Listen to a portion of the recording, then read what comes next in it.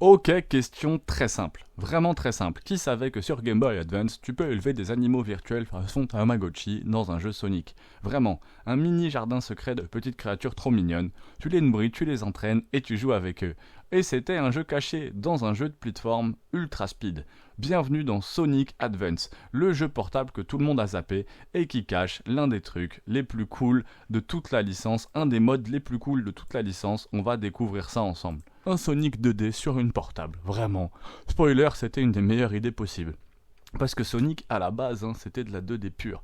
Ce retour aux sources, dès la première minute, tu comprends un truc. C'est rapide, mais genre vraiment rapide. Pas rapide nostalgique. Rapide façon, t'as plus le temps de réfléchir. Loop, ressort, dash, rail, boost. Le jeu te propulse non-stop. Un mix entre Sonic 2 Mega Drive, Sonic Rush et un peu d'Advance moderne. Et franchement, la physique est super propre. Pas flottante, pas molle. Tu le contrôles vraiment, Sonic. C'est qui, pour un Sonic, est presque un miracle. Et ils font un truc trop malin. 4 persos jouables, Sonic équilibré, Tails, vol facile pour les débutants, Knuckles qui grimpe partout, Amy, gameplay plus technique, et c'est vrai que Tails, facile pour les débutants, était vraiment parfait quand j'étais enfant. Aujourd'hui, je jouerais peut-être plus avec Amy pour ce gameplay plus technique, ou voir Knuckles et Sonic. Donc une rejouabilité. Chaque perso change vraiment ta façon de jouer. C'était pas du tout un skin. Et le truc que personne n'a vu, c'est le moment viral de la vidéo. Parlons du truc que 90% des joueurs ont raté. Le Tiny KO Garden. Plot twist, Sonic Advance se transforme en Tamagotchi. Vraiment, tu récupères des anneaux dans les niveaux, tu débloques des fruits, tu nourris tes KO, tu joues à des mini-jeux qui évoluent, changent de forme et deviennent plus forts. C'est littéralement une version portable du KO Garden de Sonic Adventure sur GBA en 2001.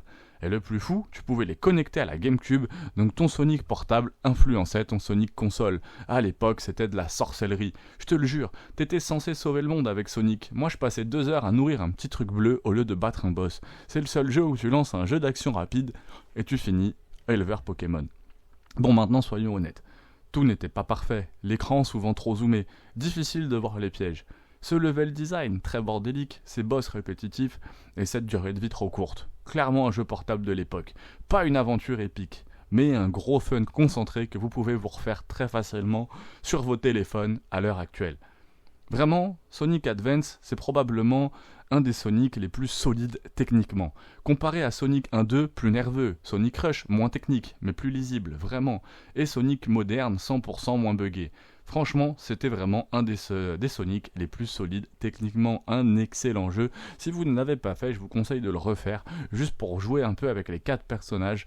Je pense que vous passerez dans tous les cas un très bon moment si vous êtes fan de Sonic. Jouez avec ces 4 personnages et allez voir ce mode, vraiment ce mode... Tiny Garden, qui est vraiment un mode sur lequel j'ai passé beaucoup de temps quand j'étais enfant. Vraiment beaucoup. Sonic Advance, c'est pas le plus connu, c'est pas le plus rapide, c'est pas le plus sous-coté. Et rien que pour le Tiny KO Garden, bah ça vaut le détour. Peu de jeux peuvent dire que tu sauves le monde le matin et que tu élèves des bébés l'après-midi. Force à tous, Remix Life, 1000 tests sur ma chaîne. On a vu des Sonic perchés, Sonic Battle, Sonic Heroes. Donc si ça te plaît, abonne-toi pouce bleu et viens voir ça.